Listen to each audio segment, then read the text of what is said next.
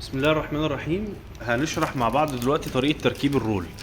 لو بصينا مع بعض كده هنلاقي ده المكان اللي بيركب عليه الرول، وهنا دي رسمة إرشادية. لو انت الموضوع اختلف معاك في اي وقت بتقدر ترجع لها، وهنبص مع بعض دلوقتي. الرول هنا عندي حاجتين أساسيين، بكرتين، بكرة جوه وبكرة بره. طبعا هما الاتنين دلوقتي مقفولين. ليه مقفولين؟ لان انا الاول هركب الرول، ودي مقفولة لتحت كده. ركب. صح، لازم يكون يبقى كده. طيب ركب بس. انا بركب الرول، بص هنا ايدي بظبط، خلاص ظبطت الرول على المسافة اللي انا المفروض تكون ماشي. وباجي عند البقرة دي بلفها بالشكل ده، بحيث ان ده بيطلع معايا يسند الرول يمسكه، لازم يكون مسنود جدا. خلاص بعد ما الرول ظبط معايا، ببتدي البقرة التانية استخدامها بقى. ايه بقى استخدامها ان بلفها اللي بيخلي الرول يجي معايا يمين وشمال عن طريق العمود اللي في النص ده. يبقى انا عندي البكرتين. البكرة الكبيرة دي بتقفل الشداد عشان الرول يطلع ويدخل. لما بقفلها بلفها، الشداد بيطلع لبره، بيمسك الرول يخليه كده ايه، ناشف. تمام. التانية بتخليه بقى الرول يطلع كله بره او كله جوه. يبقى دي اول حاجة. ملحوظة مهمة لازم اخد بالي منها، ان لازم اتجاه الرول بيكون كده، لازم بيكون كده. طيب عندي دلوقتي حاجتين، يا اما هشتغل ببرينتر يا اما هشتغل من غير برينتر. وطبعا هنراجع الرسمة التوضيحية اللي مرسومة على المكنة ازاي بدكك الرول. يلا اول حاجة بعدي من تحت اول ماسورة، وبعد كده الفولدر بتاع الطبعة، ده الفولدر بتاع البرينتر علشان يبقى تحت البرينتر كده، عشان الرول يتطبع قبل ما يخش على المكنة.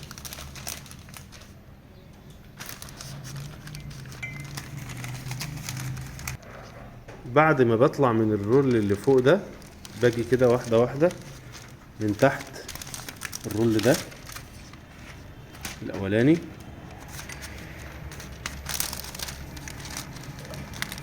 بعد كده باجي ما بين فولدرين. طبعا أهم حاجة عندي في الموضوع الرولين دول. في واحد عندي ستانلس وواحد عندي كاوتش. دول بفتح لهم من هنا، بقفلهم على بعض او افتحهم على بعض. اوعى ايدك كده كده. لو لاحظت معايا هتلاقي الدراع ده يفتحهم عن بعض كده، بيقفلهم على بعض. ده بيساعد معايا، او الفولدرين دول هما اللي بيحركوا الرول. بعد ما جيت كده هاجي عند الفولدر الاخير ده او الاكس الاخير ده، وبوسع لنفسي خالص. ونيجي بقى على الحاجة المهمة قوي، التيوب. طبعا انا بظبط التيوب الاول على حباية الطن، بظبط كده. باجي من الدراع ده وبفتح التيوب او بقفله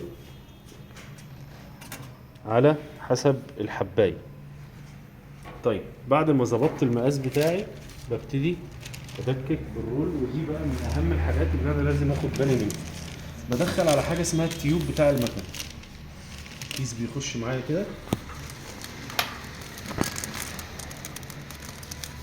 طيب اهم حاجة بالنسبة لي المثلث ده اسمه المثلث اللي انا بشاور عليه ده المسؤول عن تشكيل الكيس. تمام. بعد ما بدخل المكنة، بعد ما ادخل الرول من على المثلث، بص معايا كده،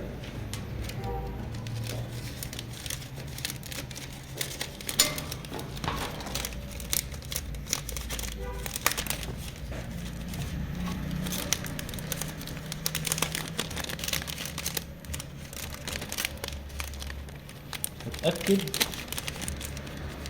ان الرول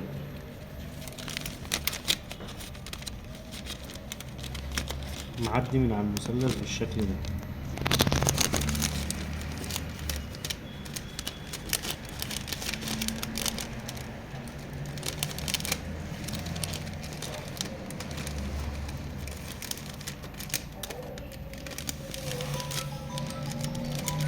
لازم الكيس يكون معدي من الفتحتين بتوع المثلث دول.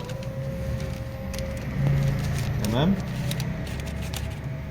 كده الكيس نازل تحت. باجي هنا بقى عند حاجه مهمه قوي. عندي هنا دول بكرتين وسخان في النص. البكرتين دول مهمتهم ان هم بكرتين بيقفلوا على بعض كده، وهم اللي بيسحبوا الرول، مسؤولين بيلفوا قدام بعض فبيسحبوا الرول. هم كده مفتوحين مش قافلين على بعض، فالكيس معدي من قدامهم سهل. لو انا عملت كده كده انا قفلت عليهم. بص حتى اجي اطلع الكيس ما يرضاش يطلع معايا. طيب بس قبل ما ارجع، بص هنا عندي خطأ لازم اخلي بالي منه، ان الكيس طالع منين؟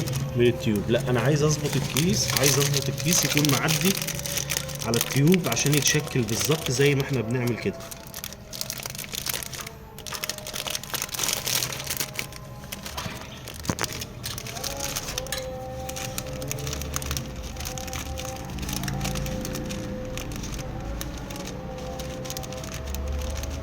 ابتدي اسحب. اتاكد برضو الاول ان الكيس معدي من على المثلث، من على يمين المثلث وعلى شمال المثلث بالشكل ده كده. طيب انا كده بشد الكيس مش عايز يتشد معايا، فبعمل ايه؟ بقوم مسيب شويه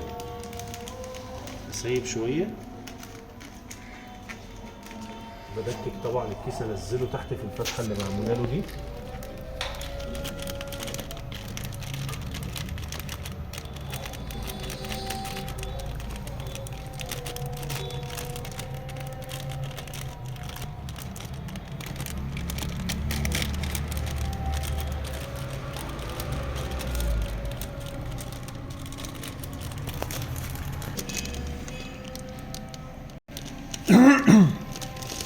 تمام الكيس كده معدي معايا، تمام. لحد ما اتاكد ان الكيس هنا نازل معايا 100%، مفيش اي مشكله. تمام نبتدي اقفل دي كده لحد ما تبقى اوف. اتاكد اهو، الاقي الكيس، بص وانا بتاكد لقيت في فرده من الكيس طالعه معايا. لا ارجع تاني، او ممكن اقطع كده على نظافه يعني.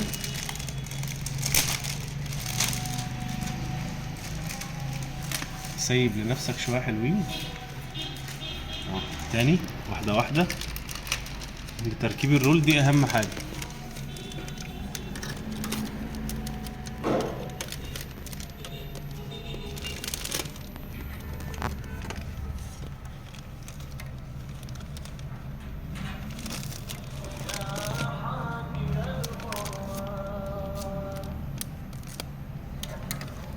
سيب لنفسك شويه، ايوه، واخش واحده واحده ما بين المثلث. ايوه الله ينور. شد بقى، شد شد شد شد.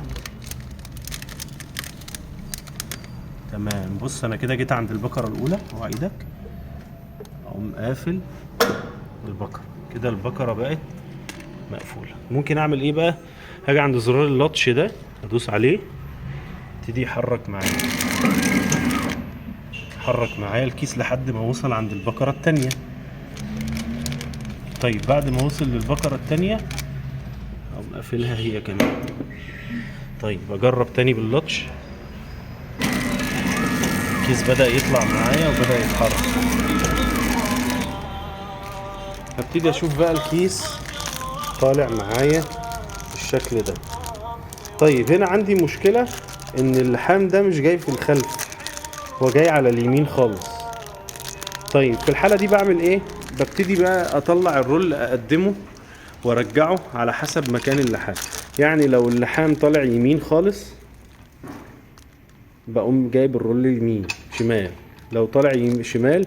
طيب وبتأكد كمان من حاجة مهمة، ان عايز الشفتين بتوع الكيس يكونوا قافلين على بعض بالظبط. يعني هنا لو بصيت هلاقي الشفة اللي فوق طويلة واللي تحت قصيرة. طيب هنا هعمل ايه؟ قلت باجي من هنا، بص هنا معايا اهم حاجة في الرول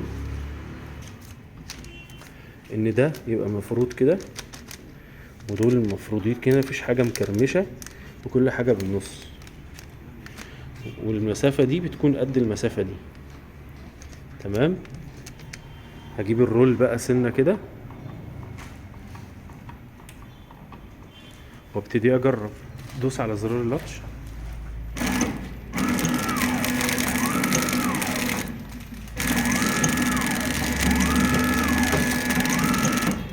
بص كده معايا بدأ الكيس يطلع بالشكل دوت كده بقى مظبوط. اوعى كده لف، دوس لي من هناك. بص كده المكنة شغالة اوتوماتيك. وقف كده الكيس طالع معايا مظبوط 100%. واتأكد ان هو بيطرقع كده. طيب هظبط بقى تاني، هبتدي احط بقى 3 حبايات